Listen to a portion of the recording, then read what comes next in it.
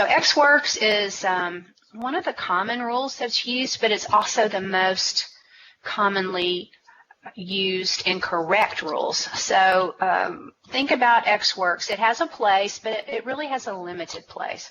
When you read the rules, the guidance notes or the explanatory notes in the new Incoterms 2020 that are in front of the ExWorks rule, you'll see that it says don't use this for international shipments, because ExWorks is unique in that it's the only rule that says the buyer is responsible for export clearance obligations at the origin. So I'm a seller, I'm in Houston, and I'm selling to someone in Saudi Arabia, a buyer. If I sell ExWorks, it says that my Saudi Arabia buyer is going to take care of all the export formalities to get these goods out of the United States. Well, do they know how to do that?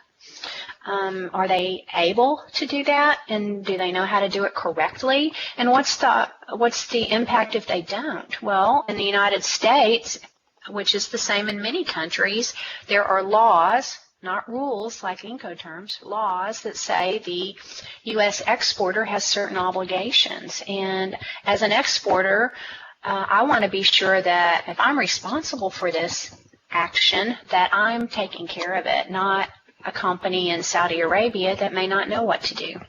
So ExWorks, where the buyer is responsible for export clearance, is a problem.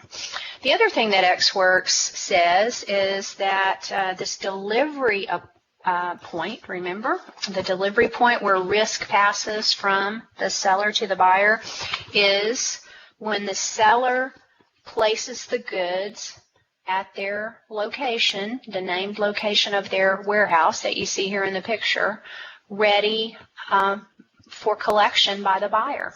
So all the seller has to do basically is put it on their shipping dock and say, here it is, come and get it.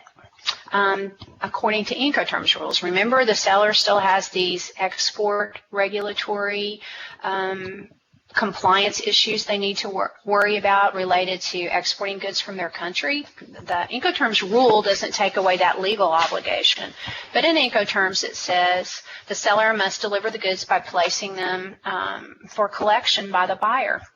So who's going to load the truck? When we send a truck to this supplier's location, we as the buyer send our truck in to pick the goods up. Does that warehouse let our driver get out of the truck and operate their forklift and load our truck? No, that would not happen. There might be a few rare instances that might happen, but generally that's not going to happen.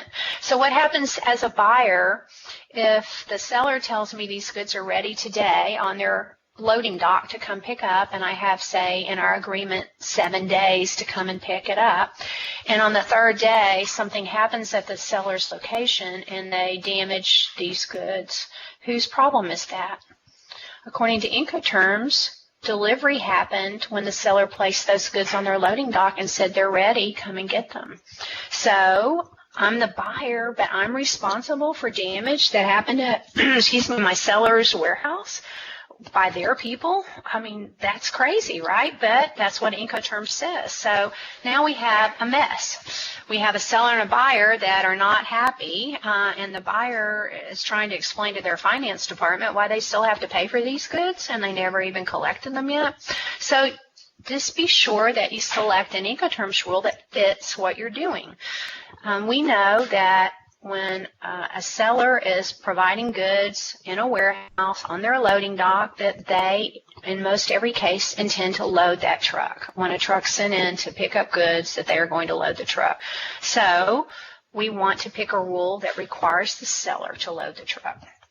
So ExWorks is one that is used because a lot of times salespeople think it's easy. I don't really have to do much. I can, just make these goods ready here at our warehouse and I'm done. But you can see there's a legal compliance for export formalities issue, and there's also who's going to load the truck issue. So sometimes we've seen customers say, don't worry, we load trucks every day. We'll load the truck for you. And even perhaps we'll deliver it for you to maybe your freight forwarder's location here across town. We, have trucks out every day. We're a seller. We want to make you happy, Mr. Buyer, and we will do that for you. The problem is, what happens if something goes wrong? I'm a buyer, and I think, well, that sounds good to me, but I'm a buyer without control. So now I have risk of that truck being loaded by the supplier. I have risk while that truck is being delivered, say, to my freight forwarder, because the risk passed to me, the buyer, when this supplier made the goods available on their dock.